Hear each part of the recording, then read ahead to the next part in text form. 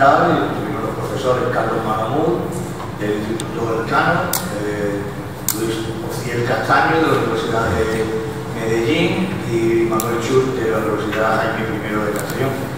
Y un segundo tema, que no lo habíamos tocado, que es el bloque que iniciamos este último del año, que es el tema de la presencia de las mujeres en la revolución liberal.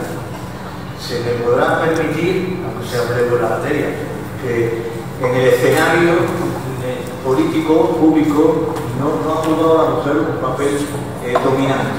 Aunque yo me atrevo a decir que en todo el proceso social sí jugó un papel determinante.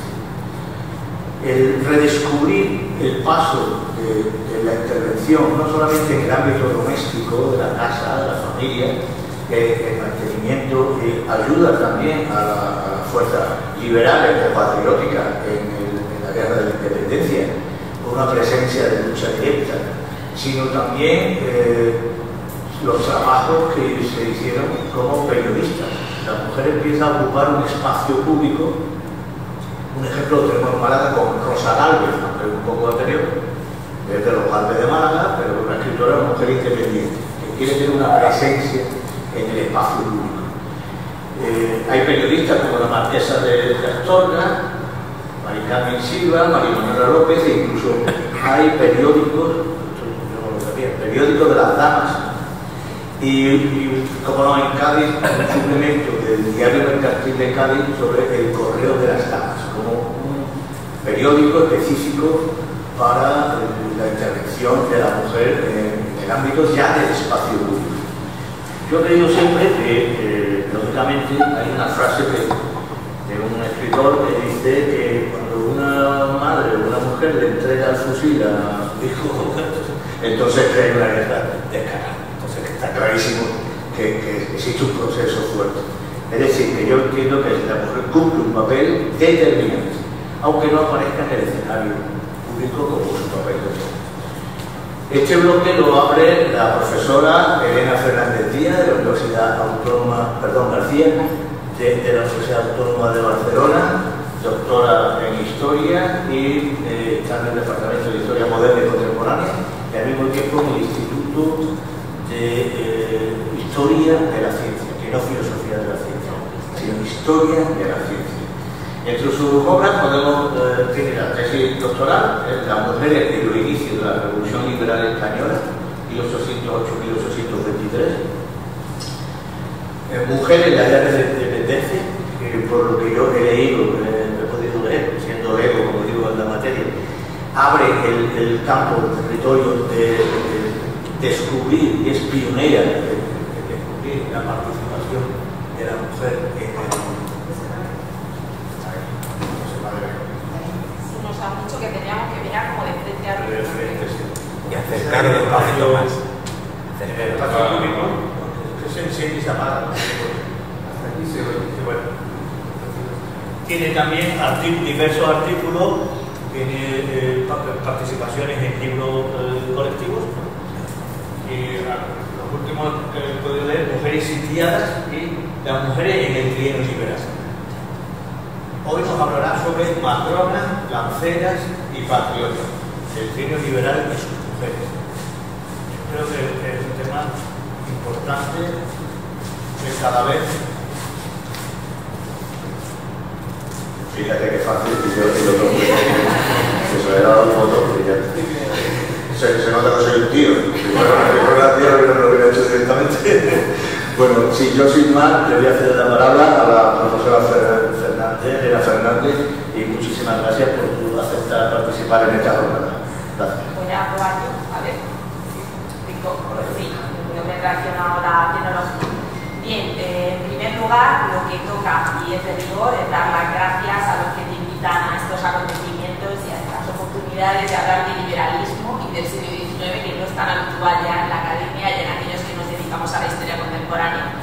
Especialmente a mi compañero hoy, Jesús, en la mesa, a Mari Carmen Montiel por todas las molestias, por toda la organización. Llevamos comunicándonos con el invento este del WhatsApp casi un año, porque hace ya casi un año que se me propuso venir a Málaga a hacer esta charla, también por supuesto al Ayuntamiento de Málaga, a este lugar tan magnífico que es el Centro de Arte Contemporáneo y por supuesto a la mayoría del público que está aquí y a los miembros del Club Liberal de 1812 de Málaga, que es un honor y un privilegio poder estar aquí hoy compartiendo esta tarde, que espero que sea del agrado del público y además de pie a una conversación y a preguntas y a un debate que seguro puede ser muy interesante. Yo he dedicado mi carrera académica al estudio del XIX, de las primeras décadas del siglo XIX, al estudio del liberalismo y al estudio de las mujeres del liberalismo. Cuando se me propuso participar en este ciclo, las compañeras que van a acompañarme en esta serie de ciclos, la catedrática Maricruz Romeo y la catedrática Lola Ramos de aquí de la Universidad de Málaga, que habían sido profesoras mías durante la investigación y que yo considero que son mis mentoras académicas, entre otras muchas, como Gloria ha explicado, de la Universidad de Cádiz también, por citar a las que nos hemos dedicado más ahínco al siglo XIX. No sabíamos exactamente, Maricruz y Lola decían, Elena la primera porque es la que más sabe del trienio y es la que va a entrar en materia y luego venimos nosotras.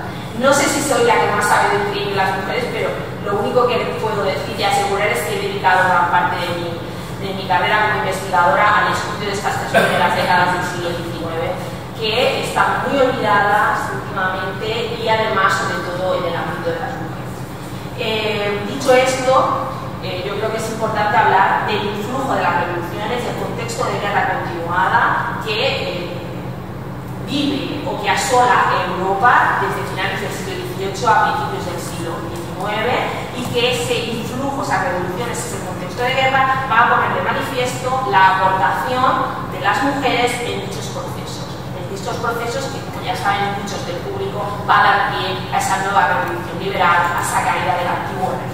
La visibilidad que va a ofrecer ese contexto va a dar pie a diversas interpretaciones sobre la figura femenina, el papel en el modelo social de esa nueva sociedad liberal que se va a construir en estas primeras décadas del siglo XIX. Desde las revoluciones americanas, desde la Revolución Francesa, pasando por las guerras napoleónicas, las revoluciones liberales del 20, del 30, del 48, en todos los lugares afectados por la revolución, por el contexto bélico, por el conflicto armado, van a proliferar las referencias a ese viejo mito de las Amazonas, que no se inventa en el siglo XIX, por supuesto, pero que de pronto en el siglo XIX va a tener un momento, un lugar muy importante. Aquí he puesto algunas imágenes, por ejemplo, tenemos a Anita Garibaldi, que es esta que se ve así con un poco el pecho descubierto. He puesto también una imagen de Molly Pitcher, para mí, mejor dicho, la Agustina de Aragón americana, o así me gusta denominarla, por esa similitud con la leyenda de Agustina de Aragón. Tenéis esta magnífica litografía de Goya, de Son fieras, estas mujeres con esas lanzas defendiéndose de los soldados franceses y con ese niño que está en la cadera de esa mujer mientras acecha.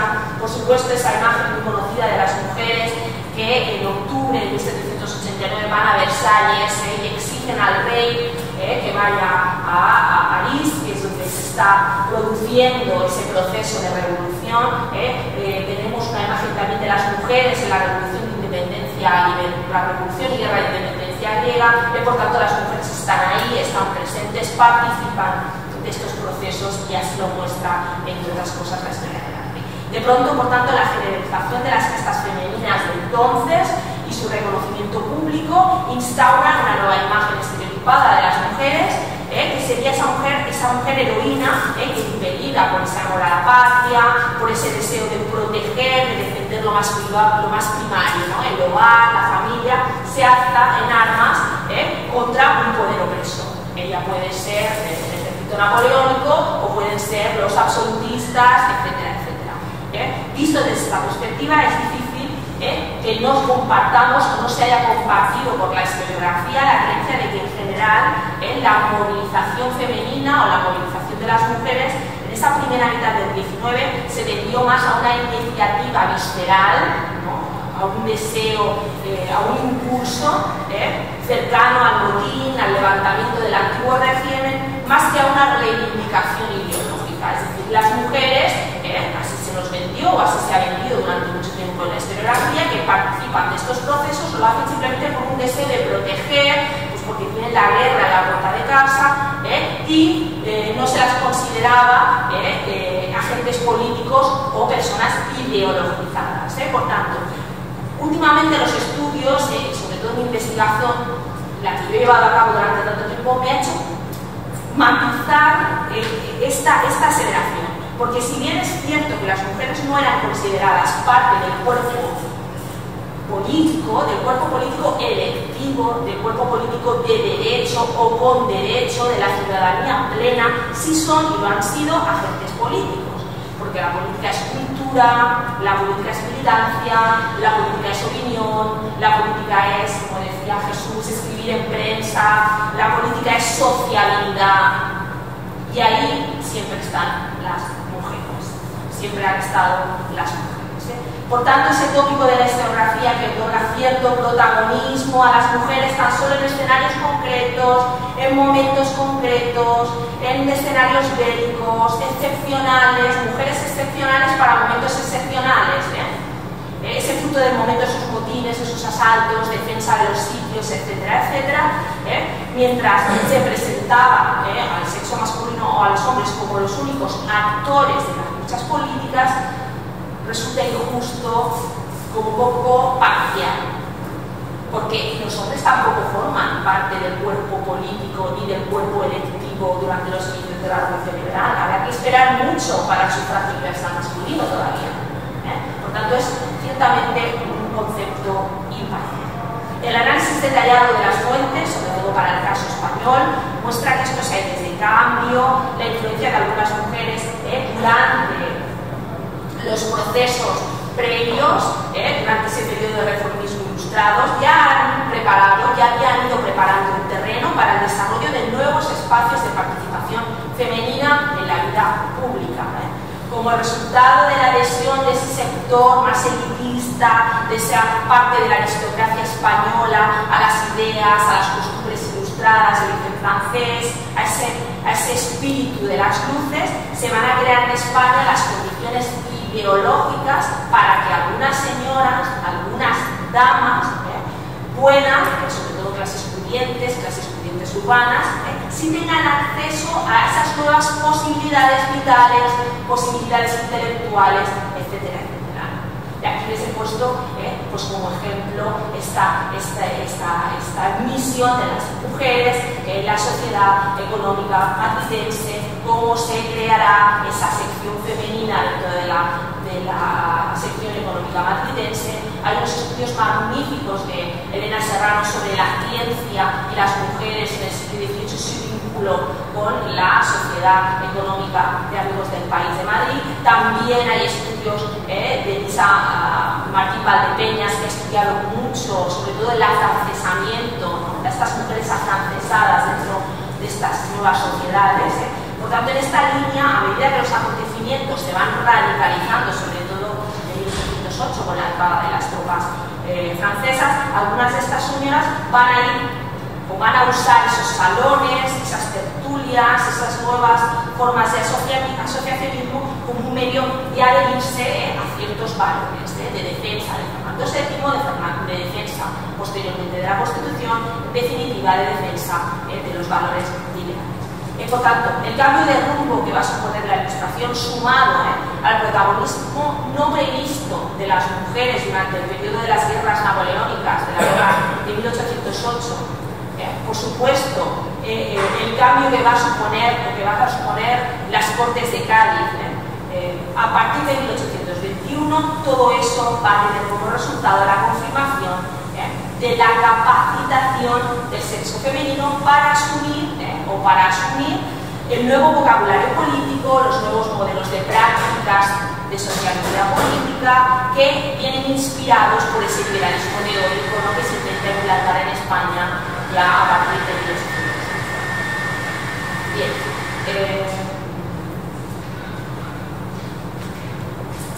En este sentido, de la misma manera que la definición del liberalismo va a marcar el desarrollo de estas primeras décadas del siglo XIX, del siglo XIX en España, el destino de las mujeres también va a estar sujeto un poco a las tensiones entre absolutistas, entre liberales moderados, entre liberales exaltados.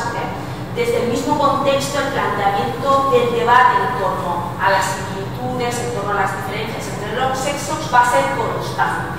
Y las tensiones entre estos sectores, estos clubs políticos, también van a marcar el devenir de la consideración de qué es femenino, de qué no es femenino, de qué lugar deben ocupar las mujeres, de qué otro lugar deben ocupar las mujeres. Precisamente esa vaguedad del momento histórico, ese momento histórico de implantación del liberalismo, pero de qué liberalismo, hasta qué punto, etcétera, etcétera, va a favorecer que las fronteras en las que se mueven habitualmente las mujeres se vayan diluyendo. Estas fronteras que separan lo doméstico de los asuntos públicos se empiecen a diluir. Como ya hemos adelantado, por tanto, estos aires de cambio, la tradición y el contexto, porque pensar que las mujeres de 1820, de 1822, 23, sus madres o sus abuelas habían estado y habían sufrido la guerra contra Napoleón y luego habían sufrido el primer periodo absolutista. Por tanto, son mujeres que viven o que han vivido una tradición, un contexto histórico y se han imbuido de esta memoria. Por tanto, todo esto sumado hará que el periodo constitucional se determine durante el contexto del trienio y va a concretarse también, sobre todo en el caso que nos ocupa, qué lugar deben ocupar las mujeres en esta sociedad. Vamos a ver representaciones iconográficas, discursivas, de cuál debe ser esa nueva identidad femenina, la mujer liberal. Y en este caso me gusta siempre mostrar esta imagen, ¿no? este dibujo de Goya de por liberal. Goya ya está definiendo que esa mujer es liberal, la está situando ideológicamente. Por liberal está sufriendo esa condena. Evidentemente el liberalismo político y luego el republicanismo va a seguir utilizando la iconografía femenina. Hubiese puesto la imagen de Mariana Pineda, por supuesto, esa idea de la mujer ideologizada, esa mujer que es liberal, se define como liberal. No es esa mujer que impedida por los momentos de miedo, porque tiene a las tropas enfrente, o porque su marido, su esposo, su padre era liberal, pues es su madre. Estamos hablando de mujeres que las airas, como dicen en Galicia, fueron o se sintieron evidentemente cercanas a esa nueva ideología libre. Por tanto, se construye esa idea de qué es la mujer libre.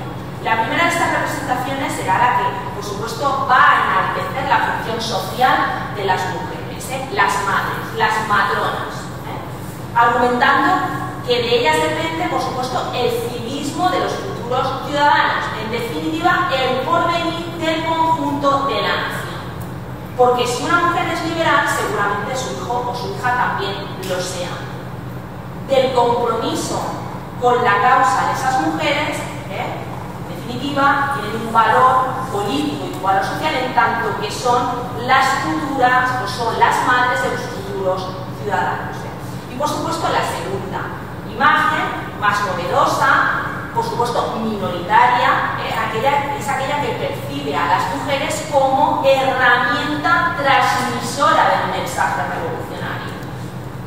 Las mujeres como herramienta para transmitir el mensaje revolucionario. Porque no hay nada más radical que ver a las mujeres corriendo por las calles. No hay nada que influje, que dé más espíritu de radicalismo que ver a las mujeres corriendo por las calles en protesta en el siglo XIX. Que salgan las mujeres a pedir pan, que salgan las mujeres a exigir al rey de Francia que vaya a Versalles. Cualquier proceso, cualquier manifestación pública en la que asisten las mujeres, automáticamente el grado de radicalidad se multiplica. Y no me refiero a la violencia, sino a la idea de que si incluso las mujeres salen a la calle es que algo está pasando. Porque las mujeres no pertenecen al ámbito de lo público, no pertenecen a las calles. Pero si salen del espacio doméstico será por algo gordo está pasando. Esa es la idea. Y las autoridades lo tienen clarísimo y lo perciben de esta manera.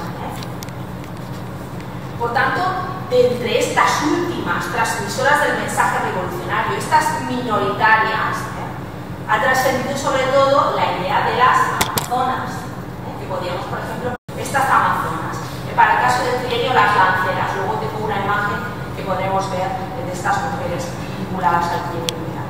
Pero también esas oradoras, esas escritoras a las que hacía referencia Jesús, ¿no? Que desde una sociedad patriótica, desde un banquete político, desde un ensayo publicado en la prensa, defenderán de modo propio la vía de la modernización de España, se van a implicar en la salvaguarda de la endeble Constitución, que está en peligro. Por tanto, esa precariedad política, la inestabilidad que va a acompañar a esas primeras décadas del siglo XIX y, por supuesto, al trienio, va a hacer que las mujeres sean impedidas a formar parte también, a tomar partido en favor del proyecto iniciado en 1820. Y esa situación no es nueva, de nuevo, lo digo otra vez, de la misma manera que en el contexto de las guerras contra Napoleón, las mujeres también fueron impedidas a luchar en favor pues, de Fernando VII, de la patria, del proceso constituyente. Durante el trienio también lo van a hacer. El liberalismo moderado, por supuesto, ensalzará el papel activo de las mujeres de 1808 en relación a la defensa de la religión, la defensa contra el extranjero, contra la invasión extranjera. Pero esa imagen, como les he dicho, después de 1814 se domestica, se le quita radicalidad, se le elimina ese contexto de radicalidad al que yo hacía referencia. Ya no son agentes políticos o públicos activos, sino que se da otra imagen, se las domestica. Para los liberales, por ejemplo, para los exaltados, no para los moderados. La imaginaria es proyectar esas heroínas que en forma de milicia, como hicieron sus abuelas o sus madres, se enfrentarán también a la lucha contra el invasor en 1823. De ahí lo de las lanceras de la libertad que aparece en Barcelona. Por tanto, para los radicales, los sectores populares, incluidas las mujeres, se van a convertir en actores de la historia y promueven esa idea. Resulta más fácil justificar la voluntad de los liberales que otorgar al pueblo mayor representación si también las mujeres se involucran y que sea simbólicamente con esta causa. Bien, en cualquier caso, por supuesto, son las circunstancias las que van a hacer posible que las mujeres puedan moverse fuera de los márgenes establecidos, como ya les he dicho. Pero lo curioso es que no son reprendidas por hacerlo, y eso es lo que más nos hace gracia, porque por un lado el discurso que se impone a partir del siglo XVIII está diciendo que las mujeres son domésticas, las mujeres no son inferiores, pero son diferentes a los hombres y por tanto una cosa es Emilio y otra cosa Sofía a Rousseau, pero no les importa que en determinadas situaciones o en determinados contextos las mujeres tomen partido por una causa. Por tanto, no solo no son censuradas, sino que incluso cuentan con el beneplácito de aquellos que a su vez no las han considerado para el gobierno de la polis o no las consideran como parte de lo político o del ámbito público. Por tanto, esa concepción contradictoria de la feminidad y de los papeles asignados a las mujeres es lo que va a marcar el trienio liberal claramente. Ya que en este periodo, como ya sucedió en anteriores, esa convulsión social, etcétera, etcétera, hará que esa dualidad entre la matrona y la heroína constitucionalista convivan en un mismo momento. Y estás leyendo la prensa del trienio o estás leyendo las actas de las sociedades patrióticas y estás viendo esa dualidad constante. Por tanto, nos encontramos encontramos con un liberalismo, ese liberalismo moderado y ese liberalismo radical, que son a la vez contradictorios ambos, porque defienden las máximas de la doctrina liberal clásica, es decir, el universalismo, la libertad, los derechos, pero por el otro lado despoja a las mujeres del acceso a los preceptos universalistas. Es decir, ¿todos somos iguales? No. ¿Quién dirá eso? Se lo dirá un director de la Revolución Francesa. ¿Qué dirá? Oye, los derechos del hombre y del ciudadano a mí no me incluyen. Pues redactaré los derechos de la mujer y la ciudadana, a ver si así me incluyen. Luego, claro, morirán en cadalso, en la guillotina, o en Pero esa idea de ese liberalismo que enaltece unos valores universalistas, liberales, pero que después despoja a la mitad de la humanidad de esos derechos universales, de esos derechos inalienables. Por tanto, no solo es contradictorio, sino que aun habiéndoles negado el derecho a la ciudadanía plena, dicho sistema consiente y valida la actuación pública de las mujeres. Consiente y valida la actividad pública de las mujeres. Quizá aún no de modo colectivo y de modo general, porque evidentemente esto sería, estamos hablando de lo que estamos hablando en esta sala, del trienio liberal, no estamos hablando de otros momentos históricos, pero sí de forma más o menos individual, siempre y cuando se amolde a los intereses de estos liberales. Y esto también es importante dejarlo.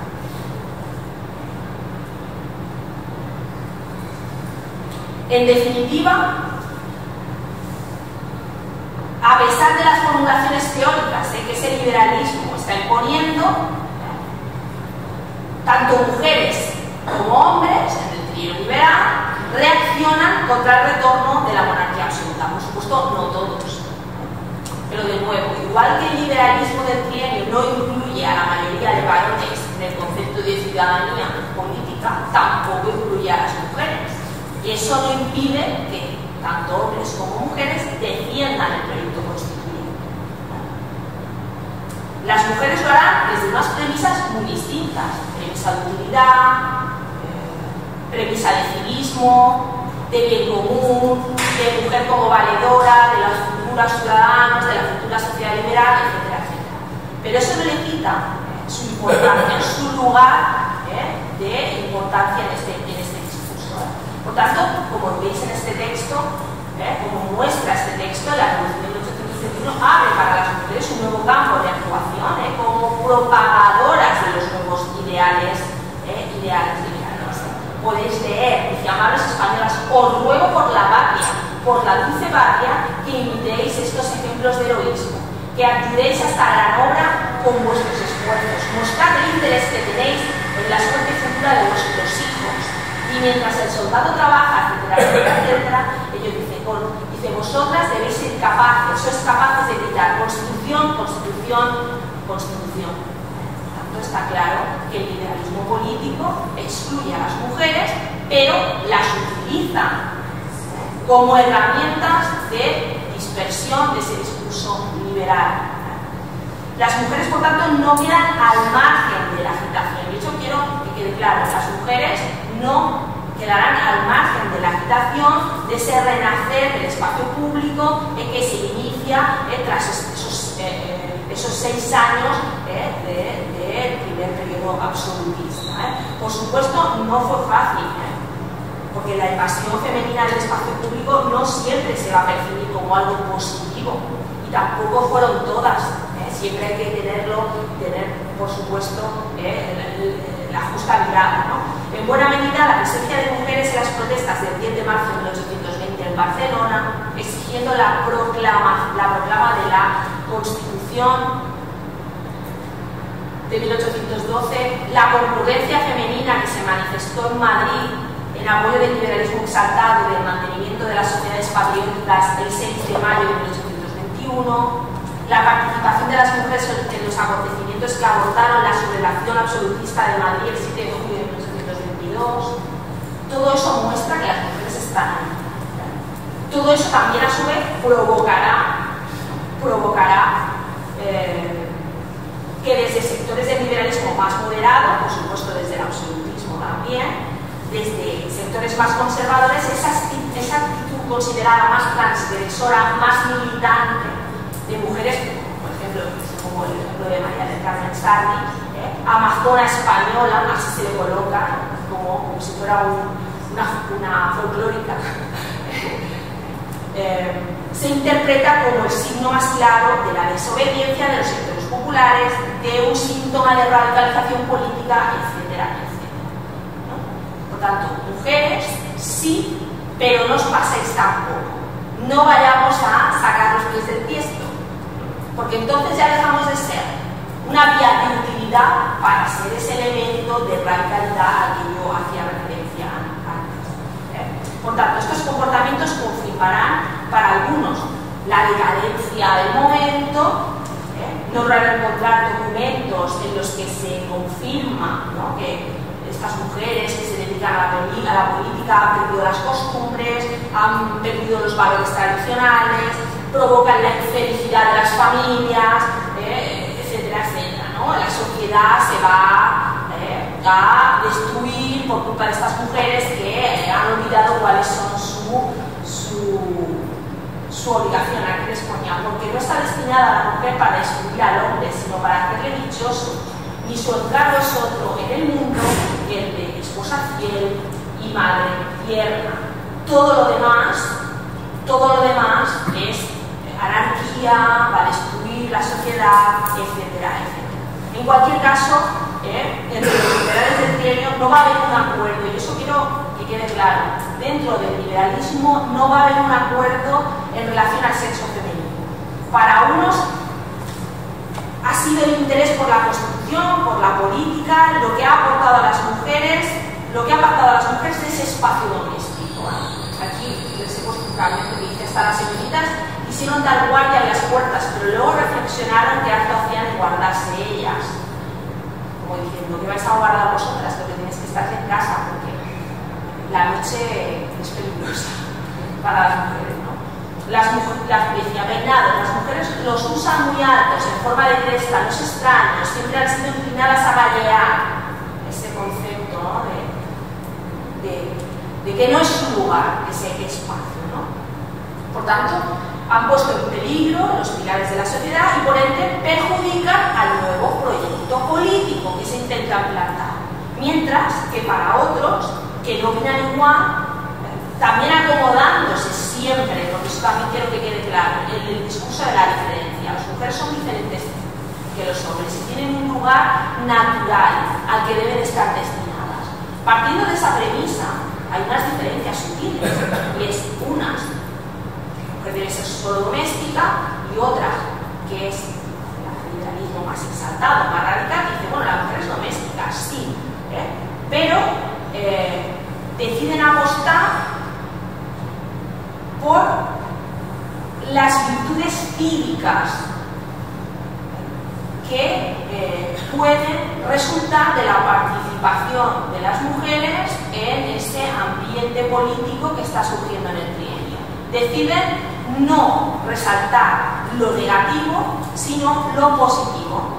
Por tanto, esas discrepancias, por supuesto, se van a hacer notar enormemente en la exuberante prensa del momento, porque el trienio es un momento de exuberancia de la opinión pública.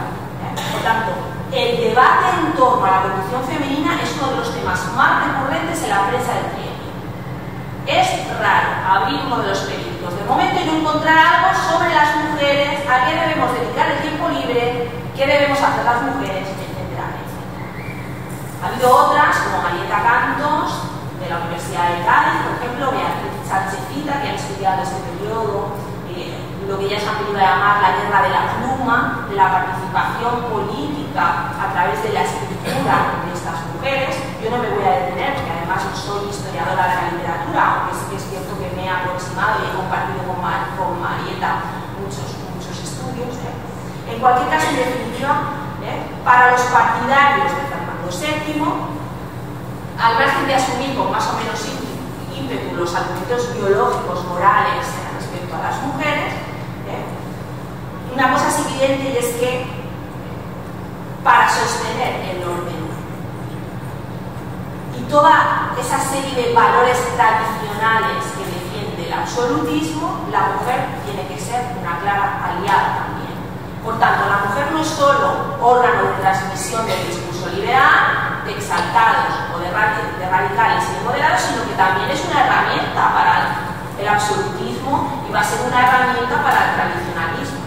Lo que está claro es que si quieres ganar la batalla ideológica, tienes que contar con la fuerza simbólica de las mujeres. Porque cuando de la Croix pinta ese magnífico cuadro de la libertad guiando al pueblo, no coloca a una señora muy musculada y todo lo que queráis guiando al pueblo, sino que el concepto de libertad está feminizado. O sea, es un símbolo, más allá del propio género, pero es la figura femenina la que guía esa libertad.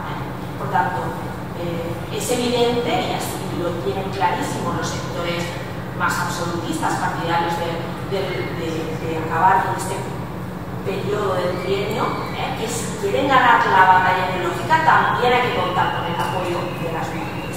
Y del mismo modo, para el proyecto constitucional, ya sea más moderado o más exaltado, es imprescindible también que el discurso liberal forme parte del catálogo de cosas que deben dominar las mujeres. Debe ser imprescindible que las madres de España, las madres españolas, las madres del país, se formen dentro de ese espíritu liberal. Porque imbuidas de ese liberalismo es bien seguro y es probable que sus hijos también asuman ese discurso liberal. Aquí otro ejemplo. Los paseos, los cafés, los palcos y las tertulias, por donde quiera que se hable, no se habla más que de legislación.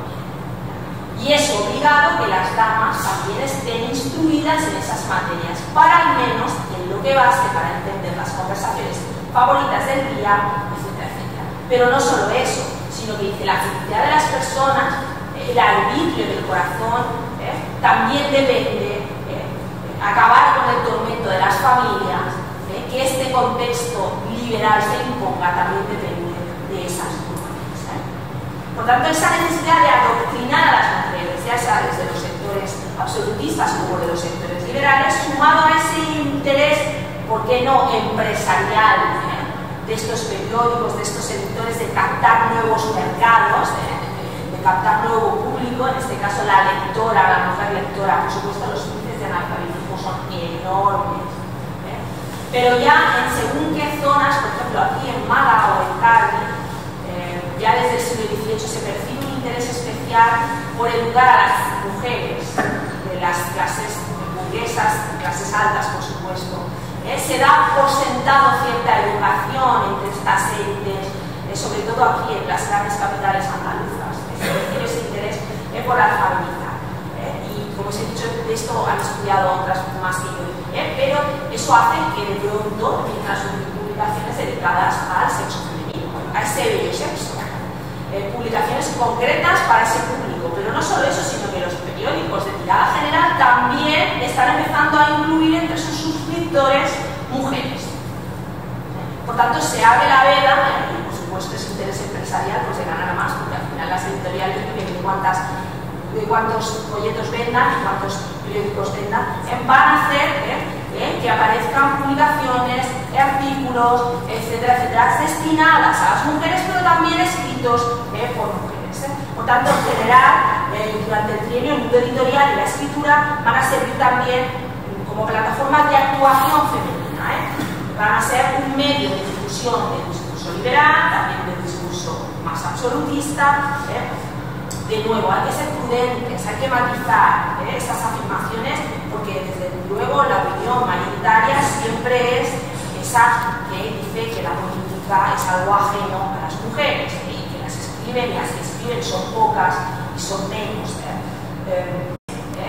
Por conceder a las mujeres cierta instrucción, la actitud mayormente aceptada es aquella que respalda que la formación femenina,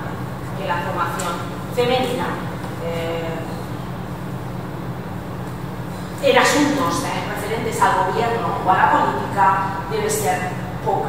En este punto no estaría de más recordar que aunque en 1822 los liberales manifiestan su intención de equiparar los planes de estudios para niños y para niñas, eso se va a quedar en agua de borrajas. Esta iniciativa resultó una pretensión más que un hecho, de manera que el tono general fue siempre muy limitado en relación al lugar que las mujeres deben ocupar en la sociedad, ¿no? Y aquí no voy a extenderme, podéis leerlo, ¿no? Se habla, o he querido dedicar cierto espacio a esa cuestión femenina que no tengo tiempo de expresar de viva voz, pero que si tienen la oportunidad de leerlo pueden hablar o les pueden transmitir un poco más acerca de los proyectos respecto a la educación de estas niñas.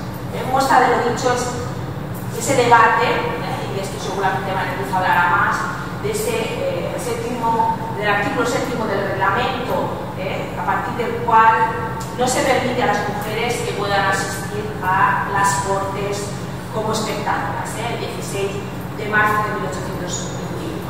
Ese debate se traslada a la opinión pública.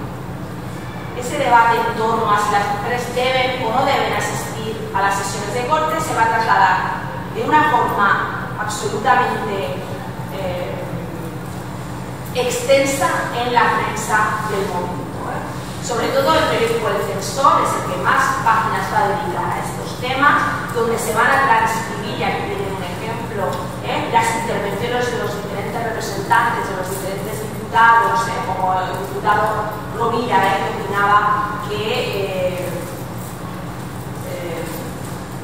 opinaba que se incurría en una clara contradicción, porque se negaba a la mitad de las almas de la población, decía, su derecho a asistir a las discusiones de unos diputados que en definitiva también la representan, decía Rovira, y es muy moderno para entonces decir algo así.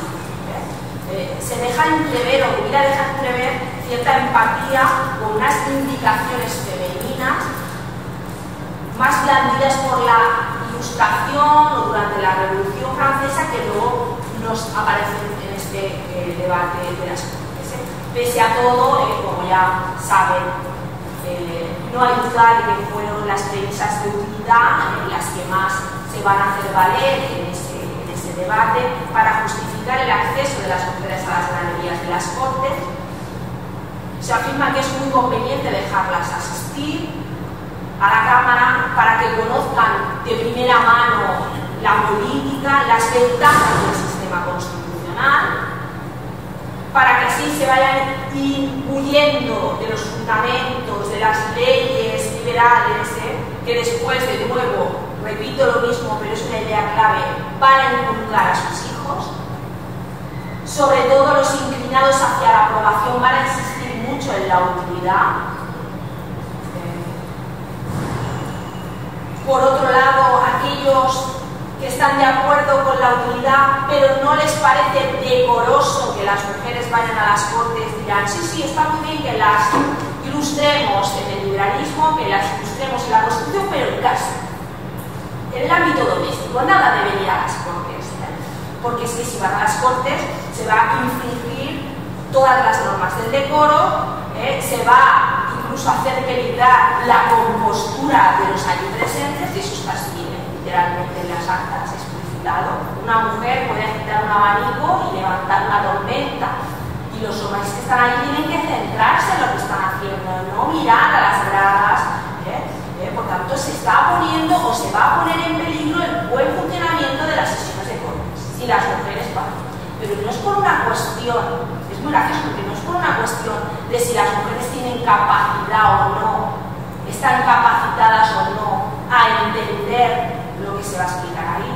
No se pone en contradicción, no se pone en entredicho si las mujeres deben o no, o si va a ser útil o no que las mujeres sepan lo que se está cociendo en las Cortes, sino que es muy curioso porque la pega siempre es el decoro laboral. Que las mujeres allí no hacen nada, que los hombres como si fuera un baile, si esto fuera hacer un baile de estos que se hacían en esta época, de las mujeres con esos abanicos maravillosos. Por tanto, es curioso que el argumento que va a primar va a ser ese. Por tanto, estas consideraciones, que no son nada originales, por otra parte, que se centran en esa naturaleza del coqueteo de las mujeres, sin entrar en discusión en relación a las capacidades, que no van a poner en entredicho la función social para las que están destinadas las mujeres naturalmente, sino que se va a centrar simplemente en lo superfluo, en el coqueteo, en el decoro, como si las mujeres fuéramos menores de edad y no supiéramos, o esas mujeres no supieran comportarse en las cortes. Van a hacer, por supuesto, que finalmente la votación tenga como resultado 85 votos a favor de la exclusión de las mujeres frente a 57 en contra. Bueno, la diferencia por mucha, Yo siempre digo lo mismo. Yo soy de las que mira siempre la botella medio llena.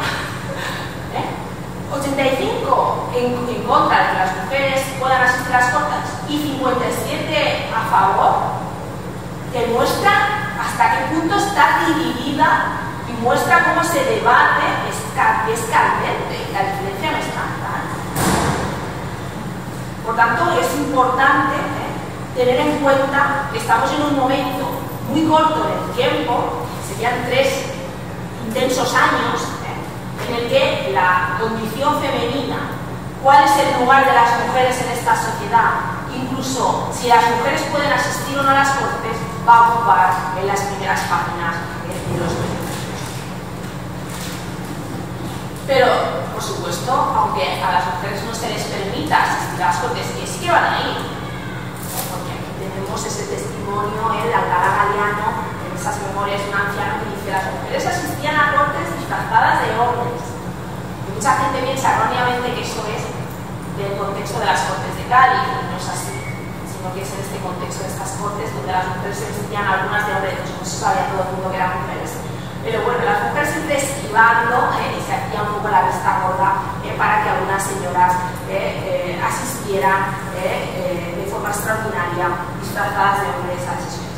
Bien, a pesar de que no se les permite, las mujeres pisan el espacio político, porque de nuevo, la política también se hace en las tertulias, se hace en las sociedades patrióticas, se hace en los banquetes. No solo se hace en sesión parlamentaria, no solo se hace cuando dentro de cada 4 años vamos a votar. La política va más allá de todo esto. Por tanto, las mujeres participarán también de estos espacios. Van a desarrollar, igual que lo harán algunos hombres, esas virtudes cívicas, asistiendo, formando incluso sus propias reuniones patrióticas, acudiendo a las sesiones de las sociedades liberales, etcétera, etcétera. Por supuesto, con espacios aparte, salas aparte. Aquí no se puede mezclar, porque el decoro prima. Las señoras tienen su bancada, los hombres tienen su bancada. Hay una cortinita que a veces separa, etcétera, etcétera. Salas aparte, gradas limitadas, etcétera, etcétera. Determinadas y construidas para el sexo femenino. Pero aún así, la presencia femenina en las sociedades patrióticas se inicia ya en 1820. Ya hay testimonios. La Sociedad de Amigos de la Constitución, de Sociedad de Amigos del Orden, la Sociedad de Amantes de la Constitución de Alicante, etcétera, etcétera, ¿no? Y se van a extender por toda la península entre marzo del 21 y julio de 1822. La incorporación femenina en las sociedades y tertulias se va a hacer cada vez más amplia, va a ir creciendo enormemente. Muestra de ello es la consecución del acceso en 1821 en círculos liberales como la Tertulia Patriótica de Zaragoza, la Tertulia de San Fernando, la Tertulia Patriótica de Barcelona, de las mujeres, la Tertulia Patriótica de ACI, ahí se van a asociar las mujeres. Incluso la presencia femenina está ahí claramente catalogada en las actas de las sesiones. Este tipo de acciones va a hacer que las mujeres participen de ese espíritu político. Incluso se perciben escritos firmados por estas socias que se publican en la prensa.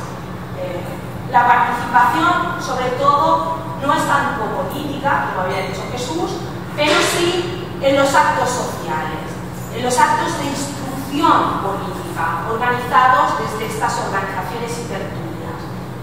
Por supuesto, discursos en honor a Diego. Hay enormes artículos en prensa que hablan: la señora de tal, en la sesión de la Sociedad Patriótica leyó o cantó en honor a Diego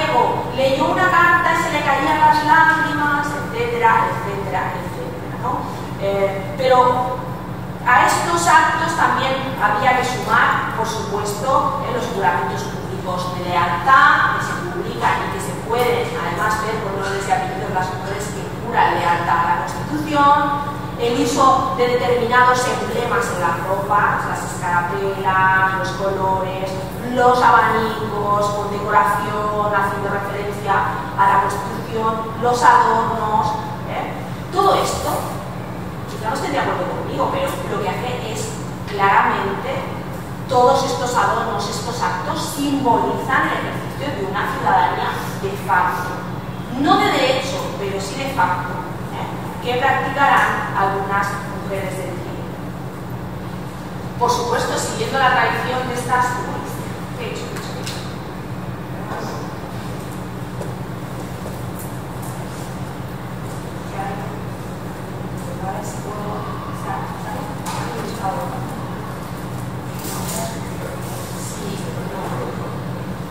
es que esto es un papel con un mar, no sé yo si lo voy a aclarar, qué pena.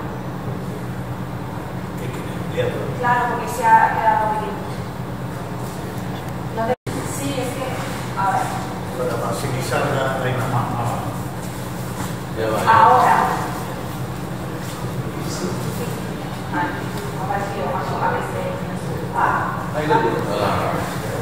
Otra vez. El botón.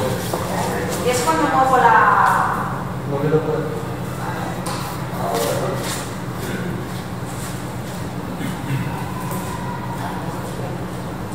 Por tanto, ese elitismo del que hablaba yo al inicio, esta herencia de este elitismo, de estas asociaciones elitistas, ¿no? Como la de señoras de San Fernando, de 1815 a 1815, que ha estudiado mucho, lo había estudiado, la Junta Patriótica de Señoras de Madrid, etcétera, etcétera.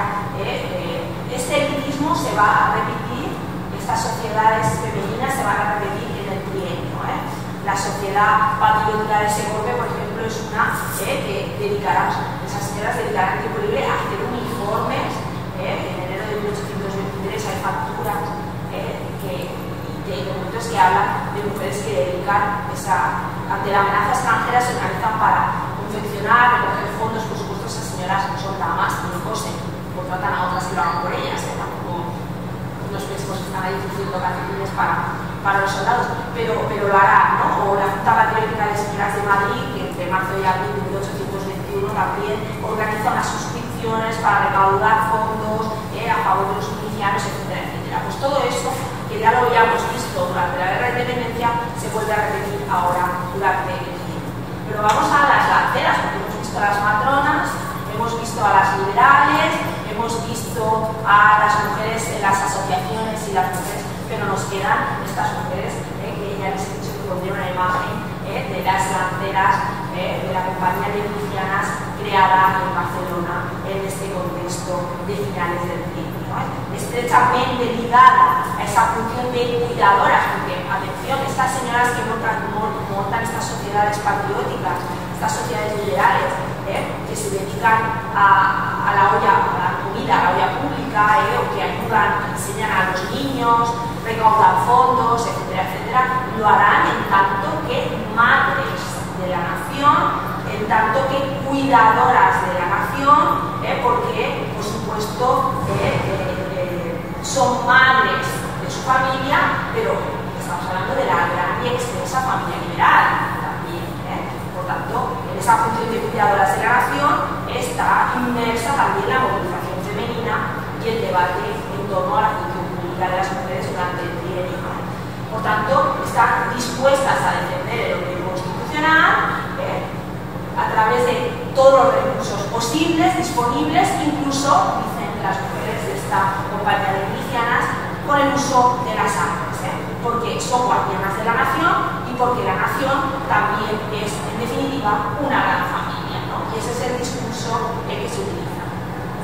En esta línea será, por tanto, en Barcelona, donde se llevará a cabo esa empresa, una empresa emblemática de la resistencia patriótica femenina, que es esa sociedad de milicianas, que dicen se crea para auxiliar y socorrer dentro de Barcelona a los defensores de la patria en casos urgentes y de guerra. Y es así, eso es por lo que, o esa es la excusa, esa es la razón por la que se cree, ¿no? Al parecer, el plan de crear o de organizar este batallón femenino de milicianas surge de la lectura patriótica del ACE, sobre todo del ánimo de estas mujeres que aquí asisten y que, por supuesto, defienden que eso es la causa, que eso demostrar la lealtad a la Constitución, tendrá como respuesta la defensa de la ciudad en el caso de que venga el enemigo extranjero, ¿no? Y así, pues, por lo menos lo probarán en algunos medios de comunicación. De eso se trata, ¿no? De poner en valor esas tareas de apoyo que las mujeres de esta tertulia ya venían haciendo. De nuevo, mujeres extraordinarias, medidas extraordinarias en momentos extraordinarios, que sirve como excusa para poder ocupar ese espacio público, ¿no? Y además el funcionamiento de dicha milicia funciona desde arriba a abajo, organizado exclusivamente por mujeres. Solo se tiene que colocar siempre al típico señor en la cabeza de esta organización, pero todo el funcionamiento interno de la sociedad y de las milicianas funciona a través de un organigrama de mujeres. Por tanto, incluso se dejará ese resquicio para que las mujeres puedan adoptar una función más convertida, que les permita pues, portar ese cuchillo de monte pendiente de ese cinturón y, por supuesto, el uso de esa lanza ligera que pueden ver en la imagen y que le va a dar ese distintivo de su vestuario, le va a dar precisamente ese nombre, ¿no? Un vestuario que además, por supuesto, femenino, con ese gorrillo, con esos faldones, faldones cortos porque se les ve un poquito el tobillo, pero que ellas mismas han elegido y han decidido que sea así ese uniforme. Por tanto, ese vestuario, como ya les dije, es el que le va a dar ese sobrenombre a estas mujeres de lanceras de la libertad.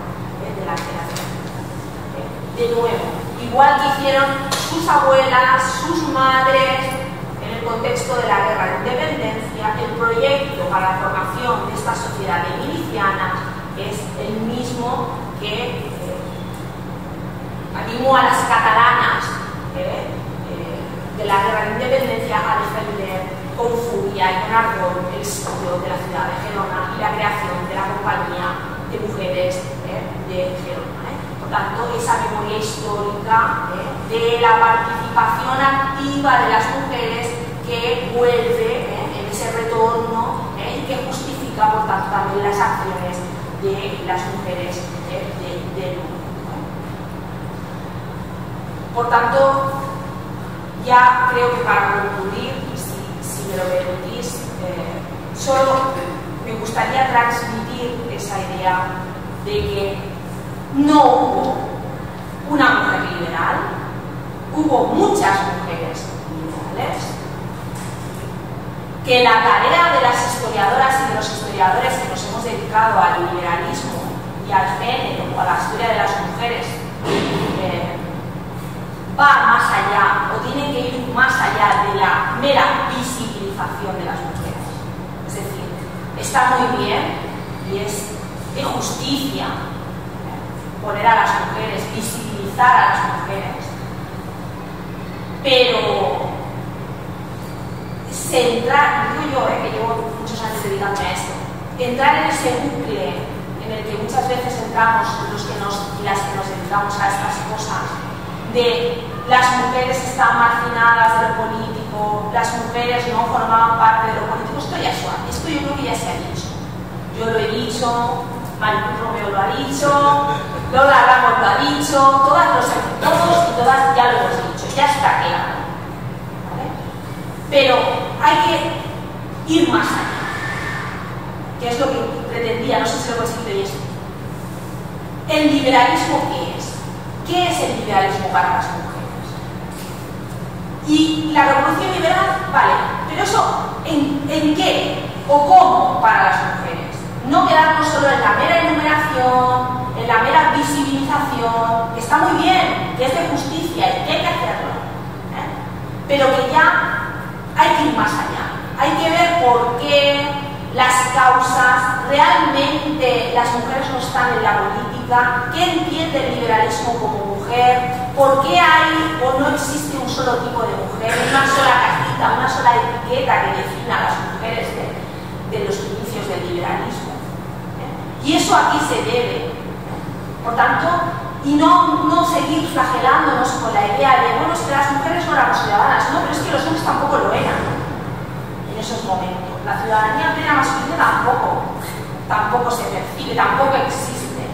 Por tanto, sí, vale, pero realmente las mujeres no fueron agentes políticos, no formaron parte de la política, de la sociabilidad.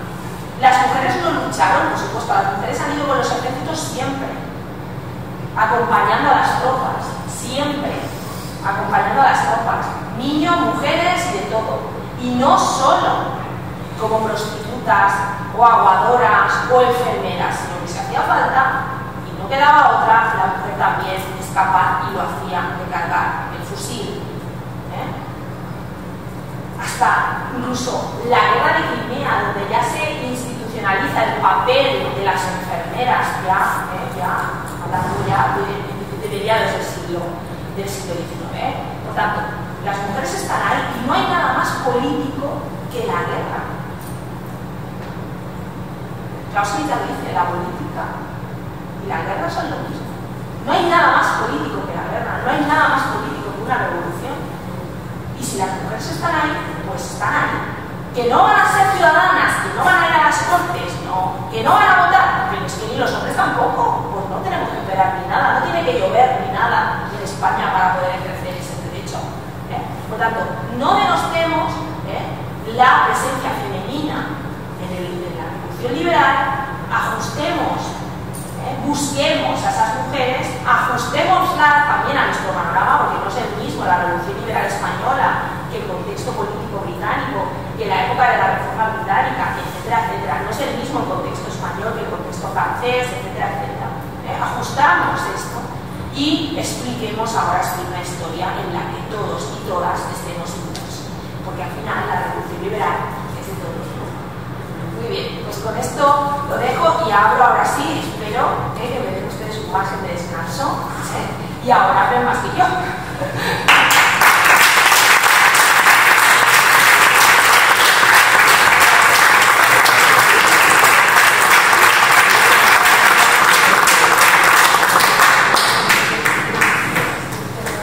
Si haya mucho descanso,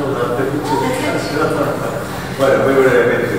A mí me ha encantado el enfoque de decir que bueno, no se puede la presencia en el espacio público fundamental, de los políticos, los cuadros fundamentales de la vida son otras cosas, ¿no? También son otras cosas. Hablábamos antes de Foucault, de las redes de poder, bueno, las relaciones sociales.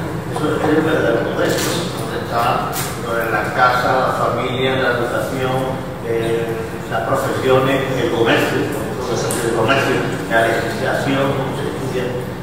Yo creo que eso es lo fundamental. A mí me ha gustado el enfoque donde dice, bueno, no es solamente decir los políticos, que hay que estar los políticos, porque tampoco estaba lo que sí, hasta creo que en 1869, cuando está el sulfat, universitario, que se quita, ¿no? Y luego el enfoque también me ha gustado de decir, bueno, los liberales, el señor liberal, se oponen también, digamos, el que no asistan las mujeres a las sesiones del pelato.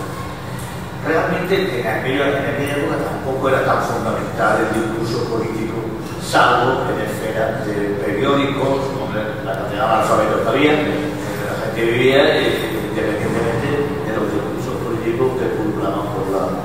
Pero no hubo una ruptura en el papel de la mujer, pero sí hubo un punto de inflexión, puede ser, ¿no? ¿Estás de acuerdo con eso? Sí, está clarísimo. O sea, pero es lo que decimos, ¿no? Momentos siempre de crisis, no es que las mujeres no estén ahí, porque las mujeres siempre estamos en el sustrato, solo hay que mirar. Hay que mirar si hay aquí algún joven que esté estudiando o alguna joven que esté estudiando la carrera de historia, que mire las fuentes, porque estamos siempre ahí. Los cuadros, en todos lados estamos. siempre. Yo en mis clases siempre pongo flechas. Porque a lo mejor pongo una imagen, no sé, la masacre de Peterloo, me lo estoy inventando, inglés, 1815, pongo una flecha. ¿No la veis que está esa señora ahí con una bandera en el fondo? Pues el que dibujaba o el que hacía la litografía se quitó una porque había 3, o 4, o 10. Las mujeres siempre están, porque vivimos, porque no estamos con una capucha, estamos en un hoyo, salimos a la calle. Las mujeres van al mercado, pues anda que no se habla en el mercado, de política y de todo. No solo de con quién se acuesta la vecina de la casa de al lado, de los chismes típicos, sino también de política. Y más se detiene. Ah, pues mira, mi hijo se ha hecho de la milicia, aún qué desgracia te ha tocado, que se ha hecho de la milicia. Ese tipo de cosas son muy típicas. Las mujeres vivimos, y tanto vivimos, respiramos, y respiramos lo que respiran todos, ¿no? Por tanto, las mujeres siempre están, pero en momentos en los que, por circunstancias, se rompe pues, la vida cotidiana, en definitiva, por una cuestión, por una guerra, por un levantamiento, por una crisis económica, por lo que sea, ¿no? Que la gente sale a la calle, pues evidentemente son momentos en los que no solo se rompen los márgenes que deciden quién gobierna, quién no, quién es ciudadano y quién no lo es, sino que también se rompen las normas que hacen que las mujeres puedan ser domésticas o no. Se da como, los márgenes se convierten en elásticos. Una mujer no puede usar un arma de fuego, una mujer no puede llevar una empresa, no puede ser la que gestione, pero si tiene al marido en el frente, ¿quién lo va a hacer? Y si el enemigo está a la puerta de tu casa, si el enemigo está a las puertas de tu casa, no lo vas a hacer. Por tanto, está claro, y además es que las autoridades y los órganos de poder, en momentos de peligro extremo para la patria, para la nación o para la institución o el tipo de gobierno vigente, exigen de la participación de todos. Ni que sea haciendo calcetines para los soldados. Pero si además tenemos a las puertas de la ciudad de Gerona las tropas francesas y alguien tiene que cuidar a los heridos, pero no solo cuidarlos, sino alimentarlos, llevar toda la artillería, etcétera, etcétera, pues ¿quién lo va a hacer? Pues las mujeres, y se organizan ellas mismas. Y nadie pone en duda el decoro de esas señoras, porque en un momento dado se arremanguen. ¿Qué va a pasar con la Comuna de París? Pues con la Comuna de París sí que es cierto que se va a hablar de las incendiarias, etcétera, etcétera, muchas de las enfermeras y de las milicianas que luego serán acusadas tras la Comuna de París. Sí que se las miramos los expedientes porque he tenido el gusto de consultarlos y a todas no se las condena por republicanas o rojas, se las condena por actitudes indecorosas. Porque se la ha visto con uno o con el otro. Y es curioso. Entonces, bueno, pues en momentos de revolución y de guerra es cuando los márgenes se diluyen y es cuando las mujeres se hacen más visibles. Pero no es que no hayan estado ahí, es que simplemente todo salta por los aires. Y si todo salta por los aires, también salta por los aires esto. Y las mujeres pues están en la calle, como todos. No sé. Muchas gracias. ¿Alguna pregunta? Bueno, le damos la bienvenida a María Montiel, que por fin ha llegado después de... Bueno, si alguien quiere hacer una pregunta, tiene el micrófono. O dar opiniones, o debatir, o lo que queráis. Tú pones el punto clave de inflexión en que la mujer se empieza a ocupar un papel que no sea de mera matrona. Es decir, ¿en qué parte del siglo XIX en España? Yo me imagino que será el acceso a la educación lo que determinará el punto de no retorno. A ver, es muy difícil porque el cursus honorum de las mujeres o de la vindicación de los derechos de la mujer o del feminismo de las mujeres en el caso español tiene una trayectoria un poco diferente al resto. Mientras en Estados Unidos en 1848 ya se estaban juntando en Seneca Falls las sufragistas americanas y están declarando que las mujeres estadounidenses tienen derecho derecho a votar en 1848. Aquí esto es ciencia ficción absoluta. Aquí en 1848 eso es impensable. Y en cambio en Estados Unidos unas señoras se han juntado y han hecho la declaración de Seneca Falls y han hecho el primer programa de feminismo político. Y declaran que las mujeres pueden, tienen y deben votar. Entonces, claro, aquí esto es historia, esto es ciencia ficción en el caso español. Sí que es cierto que el acceso a la educación, por supuesto, pero es que además el acceso a la educación y a unas mejores condiciones de trabajo y equiparación de sueldos es una de las reivindicaciones más típicas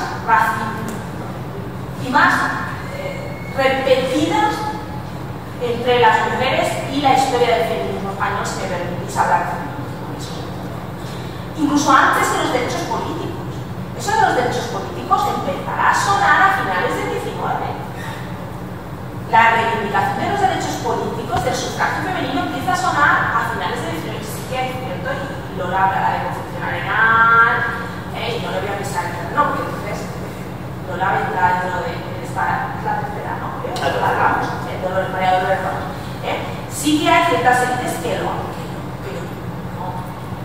Hay que esperar, yo diría, es que claro, luego hay sectores dentro del obrerismo, no del obrerismo, sino del utopismo, sansimonianas, a partir del 68, ya con el sexenio, que empiezan ya a reivindicar los derechos de la mujer en España, grupos vinculados a este socialismo utópico, pero por supuesto que se de reivindicaciones políticas de calado no vamos a encontrar. Sí que es cierto que lo que se pide es que a las mujeres se las valore, se les dé acceso a la educación,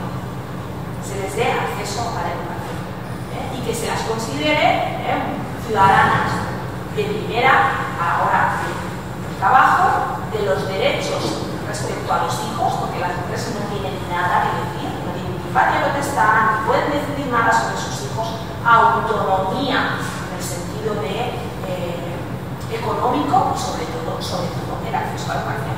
Eso es el programa del feminismo, si me permitís utilizar esa palabra, en España. Hay que esperar hasta finales del 19 y principios del 20 para hablar ya de derechos políticos plenos.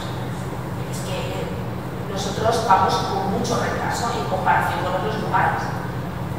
No sé si he contestado a tu pregunta. No te podría dar una fecha exacta, porque es que no hay una fecha exacta. Es que incluso durante la Segunda República hay un debate en las Cortes respecto a si las mujeres deben o no deben votar. Es que este mismo debate que se sucede en las Cortes de Cádiz, en las que se prohíbe a las mujeres asistir a las Cortes de Cádiz. Las mujeres no pueden asistir como público a Cádiz mientras se está redactando la Constitución. Se les prohíbe el acceso otra vez en el trienio. Pero es que estamos hablando de la Segunda República y aún hay un debate que todos conocéis, en el que se debate si las mujeres pueden o no pueden votar. Incluso hay mujeres que se negarán o pensarán que no es el momento para otorgar el derecho a voto. Y estamos hablando de la década de los 30 del siglo XX. ¿Vale? Pues eso es impensable. Ya, es que yo siempre digo lo mismo, es que en 1848 las mujeres en Estados Unidos están reivindicando su derecho al voto. Es que las sufragistas británicas ya están desde 1820 y 1830 reclamando los derechos al voto. Y nosotros en 1830 ¿cómo estamos? Como consuelo, señor Bermilla, en Suiza, el voto femenino en 1971. Sí, no, es que hay sitios peores. No sé si en Suiza. Aún ahora hay lugares del mundo donde las mujeres, bueno, corramos un tupido velo para no acabar con un mal sabor de boca la sesión de hoy, ¿no? Pero hay lugares en los que aún hoy, por eso digo que el debate aquí es un debate que no existe. O sea, cuando se plantea la idoneidad, pero en ningún caso se plantea la ciudadanía para las mujeres, eso, pero es que ni para las mujeres ni para los varones. Es una obviedad, es que ni siquiera se discute.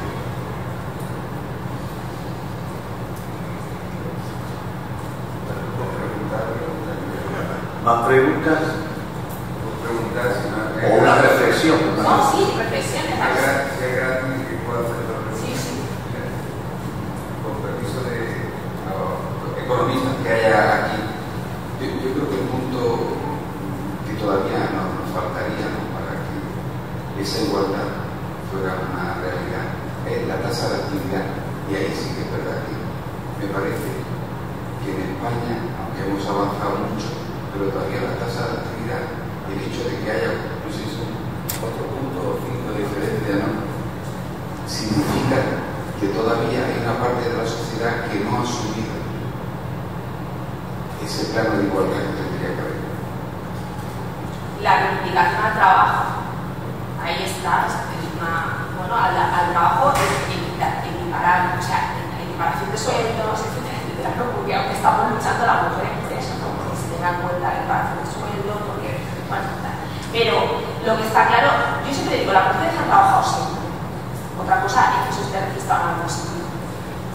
Las mujeres han ayudado a los hombres en el campo siempre. Y además con la doble jornada. ¿Vale? Con la jornada doméstica. Las mujeres de Cataluña, yo vengo de Barcelona, es muy típico los locales, le llaman cansadaderías allí, locales en los que se vende legumbre cocida, porque allí es muy típico comer ensalada de legumbres, ahí le llamamos empedrar, o sea, es comer habichuelas o comer lenteja cocida con un poco de ensalada y tal.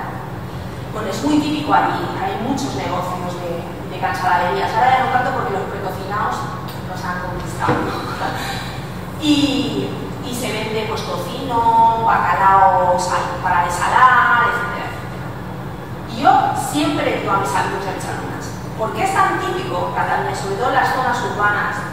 Porque las mujeres van a las fábricas. Las mujeres van a las fábricas a trabajar, o iban a la fábrica a trabajar y no tienen tiempo para hacer un puchero. Les iba muy bien pasar, comprar ya legumbre cocida, o comprar ese trocito de tocino, o ese bacalao salado, dejarlo de salar, y cuando llegaban a casa, pim pam pum, era lo que ahora sería comida rápida o comida precocinada, pero en los 9 y principios del 20. En las horas punta se ven, yo me imagino cómo serían las zonas industriales de Barcelona en las horas punta del 19, todas las mujeres incluyendo a las fábricas. Hay imágenes, el mito de las cigarreras, está claro, fábricas en las que solo trabajan mujeres y cientos de mujeres metidas, pues imaginaros la hora de la salida y de la entrada de esas fábricas, todo de mujeres trabajando. O sea, las mujeres han trabajado siempre, otra cosa es que haya esa relación, por supuesto que se haya valorado el trabajo femenino igual que se ha valorado el trabajo masculino, porque el hombre es el ganador del pan, así se estipula con esa diferencia de género. Por tanto, el ganador del pan, que es el hombre, es el que tiene el sueldo más alto. El trabajo de la mujer es siempre considerado o se considerará un trabajo complementario.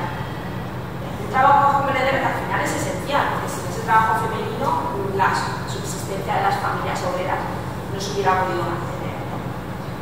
Pero, por tanto, el problema no es que las mujeres trabajen o no trabajen.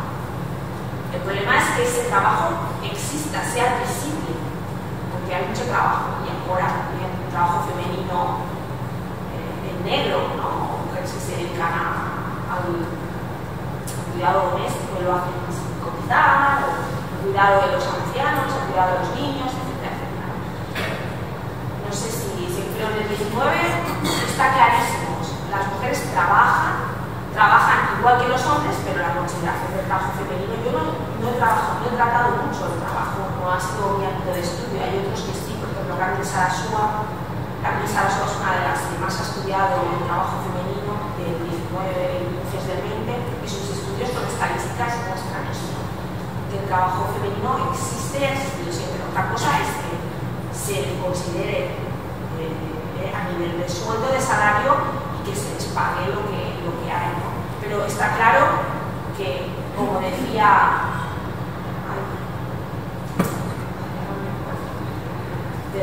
la autora de Las Horas,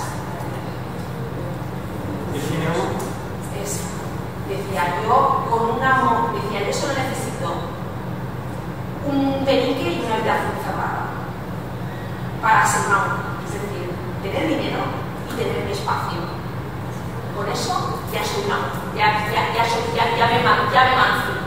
ya podemos seguir la emancipación. Con dinero, con una habitación cerrada, si algún espacio propio en el que yo desarrollar mi intelecto o donde no tenga que estar cuidando, abrumada por el ámbito doméstico, con eso yo ya puedo ser una mujer independiente, una mujer libre. Y es una cita que me gusta. Yo creo que ya es una. Bueno, pues vamos a dar por finalizado el acto. Muchísimas gracias, Elena, por tu intervención. Y recordaros que el día 28 de octubre seguimos con el ciclo de la mujer en el